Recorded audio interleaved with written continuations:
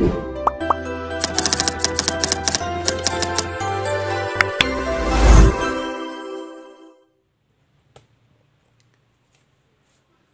lagi teman-teman di Dwija Panjapas channelnya masih tetap seputar dunia bonsai kelapa. Gimana kabarnya? Saya harap teman-teman di rumah saya temui dalam keadaan yang sehat dan tetap sehat ya di musim pandemi yang berkepanjangan ini, sehingga kalau kita sehat jadi semangat berkarya, berkreasi dengan bonsai kelapa. Nah, pada kesempatan kali ini saya ingin sharing mengenai trik dalam proses pembersihan tapis, sayat pelepah, dan pruning. Ini biasa saya lakukan untuk mendapatkan atau menjaga stabilitas daun dan pelepah tetap kerdil ya. Nah, di sini saya punya dua contoh. Ini yang bonsai kelapa yang sudah jadi dari jenis kelapa kuning atau kelapa bulan, dan ini kelapa hibrida coklat. Di sini saya akan melakukan proses ketiganya yang tadi saya sebutkan, sayat pelepah, terus pembersihan tapis dan pruning. Nah, kembali lagi sedikit, saya adalah penyuka atau lebih cenderung suka dengan bonsai kelapa dengan kelihatan bonggol ya, dengan karakter bonggol kelihatan. Di sini bisa teman-teman lihat, hanya ada beberapa pelepah saja, karena saya masih program bonggolnya biar cepat panjang. Nah, kalau sudah nanti sesuai ukuran, baru daun dan pelepahnya saya biarkan lebih dari jumlah yang sekarang. Dan langsung saja teman-teman, saya akan melakukan proses pembersihan. Ini yang pertama ya. Ini sekaligus perawatan rutin yang biasa saya lakukan. Nah, ini bahan yang pertama. Ini umurnya ada 4,5 bulan. Daunnya masih nempel semua. Nah, di sini saya akan melakukan pemotongan karena sistemnya masih saya pakai 4:1 untuk mempercepat pertumbuhan bonggol. Itu yang pertama. Ini saya pruning dulu.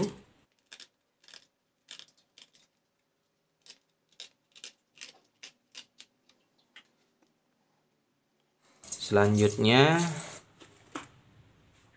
ini. Nah, untuk sayat pelepah ini teman-teman, mungkin teman-teman penghobi yang lain melakukan tarik pelepah untuk mendapatkan bentuk pelepah yang terbuka seperti ini ya. Tapi kalau biasa saya lakukan dengan pemotongan sampai pangkal pelepah seperti ini. Jadi di sini trik yang bisa saya lakukan sampai pangkal, mungkin sampai terdengar bunyi patah.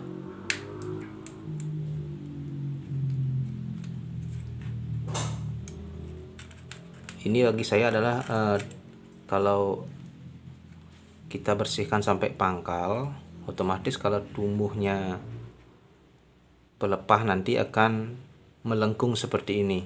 Jadi menurut saya ya, tidak perlu ditarik lagi, tinggal lakukan mungkin sekali dua kali proses pemijitan pelepah sehingga pelepahnya nanti tumbuh melengkung seperti itu.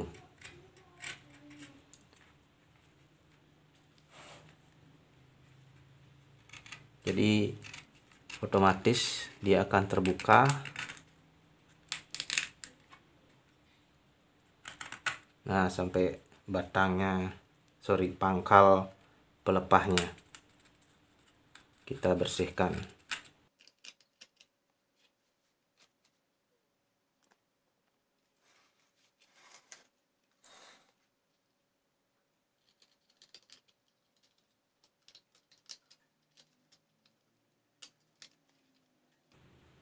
Nah, ada juga sedikit trik kalau masih pelepahnya tidak mau melengkung.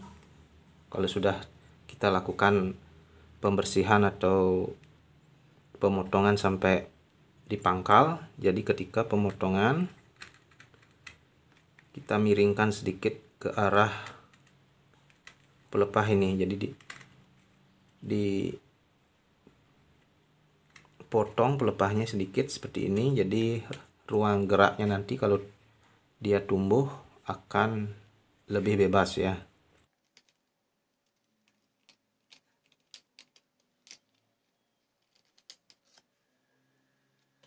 Nah, untuk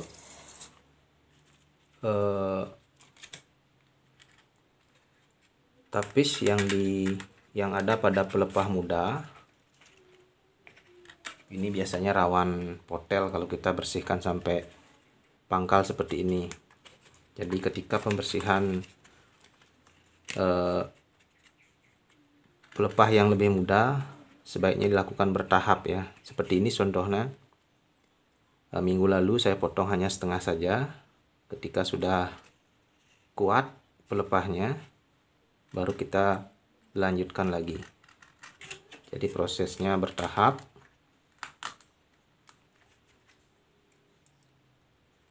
Biar tidak potel.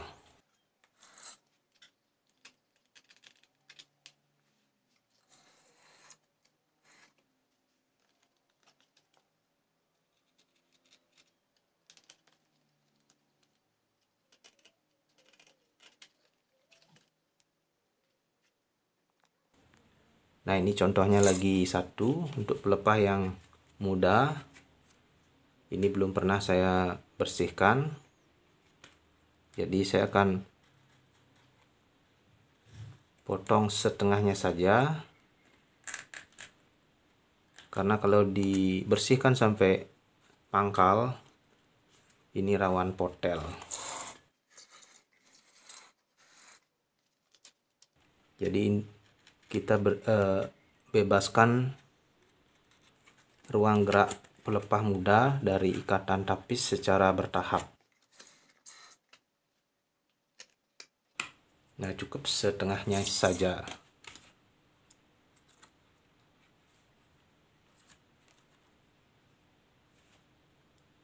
Mungkin minggu depan atau beberapa hari ke depan baru saya akan lanjutkan sampai pangkal.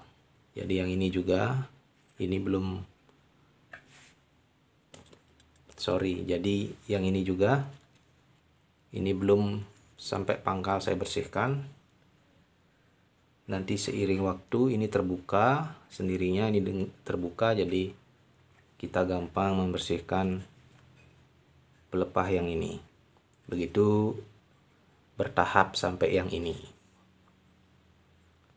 Ini untuk bahan yang pertama. Cukup sekian proses pruning dan pembersihan tapis dan pelepah.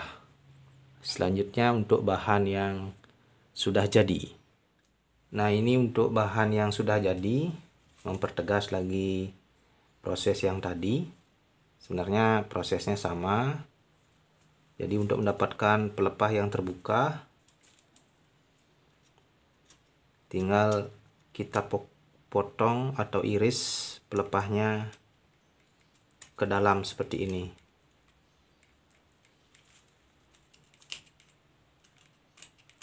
Jadi kita ambil bagian pelepahnya dan dipotong, begitu juga sisi sebelah dalam. Ini tertutup sama.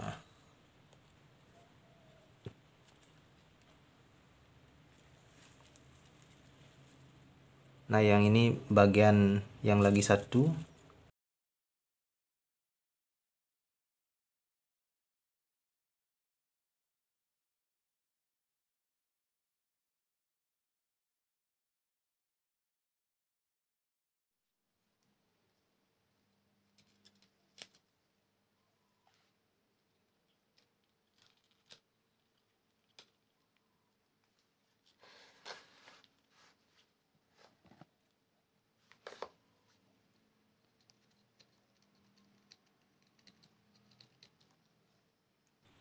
Nah, di sini saya ambil lagi ke bagian pelepahnya lebih ke dalam sedikit. Ini tujuannya biar nanti pelepah yang tumbuh terbuka, tidak perlu ditarik dengan tali pun dia akan tumbuh terbuka dengan sendirinya atau melengkung ya.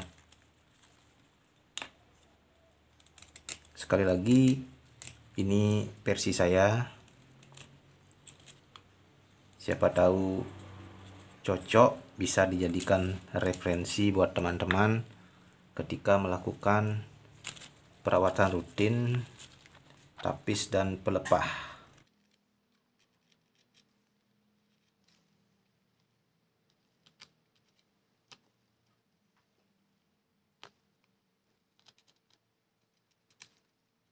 Nah, ini cukup setengah saja dipotong biar dia tidak potel.